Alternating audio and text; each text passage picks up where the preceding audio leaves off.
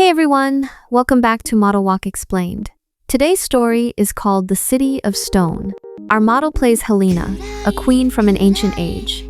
I dreamed of a woman walking into a city built from stone and glass. In her hand was a document she had to submit. Someone gave her directions, someone accepted the papers, and someone else told her to wait a little longer. She kept moving closer to the building at the very center of the city, yet somehow she never truly arrived. As I watched her move back and forth, I slowly realized that the city did not reject anyone. It simply had no entrance. The towers stood close together like a vast forest of pale gray stone, their smooth surfaces reflecting a cold, hard light. The streets were narrow, yet crowds kept flowing through them without stopping. Helena held a document whose cover was almost completely blank. All it contained was the location where it was supposed to be submitted. No one could tell her the exact name of the building. They only told her that it was somewhere deeper inside the city. So she walked forward. That was where it began. She was first directed to a small office on a lower floor. A clerk took the document, flipped through several pages, then handed it back.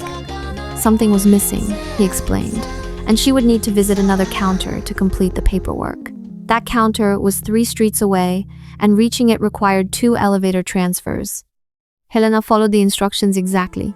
The next clerk glanced at her papers, stamped one page, and told her that approval from a higher department was still required. That department was located several floors above. Soon, she found herself moving endlessly between floors. The corridors were long and nearly identical.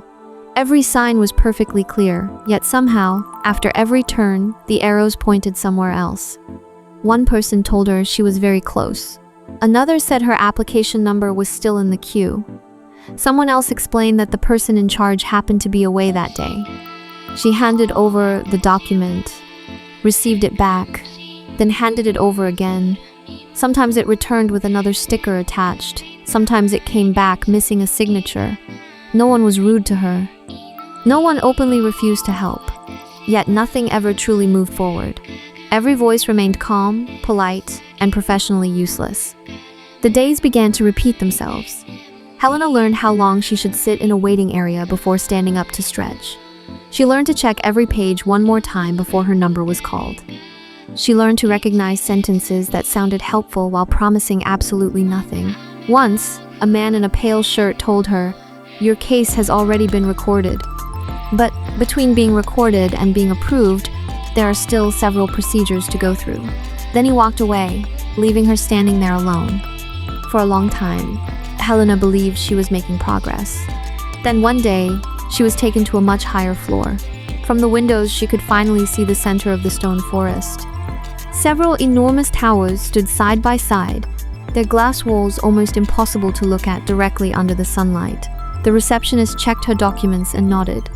At last, he said, she had reached the point where she could enter the next stage.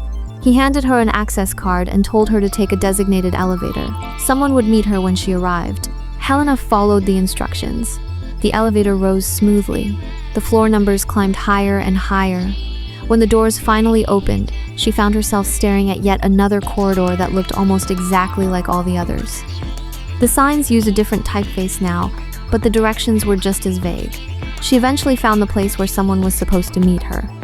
The man behind the desk examined her access card, frowned slightly, and explained that the card only allowed entry to that floor. To reach the actual center, she would need another approval. He suggested that she return downstairs and confirm the status of her current application first. Helena stood in the middle of the corridor, holding an access card that had already served its purpose and yet had taken her nowhere. That was the turning point. She did not lose her temper. She did not demand an explanation. She simply understood, for the first time, that every step she had taken, every hour she had waited, every missing form she had replaced, and every floor she had climbed had only led her to another beginning. The city never closed its doors. It simply kept moving the entrance farther away. The closer she came, the more clearly she could see the highest towers, yet she was never allowed to step inside them. After that, she moved through the city more quietly.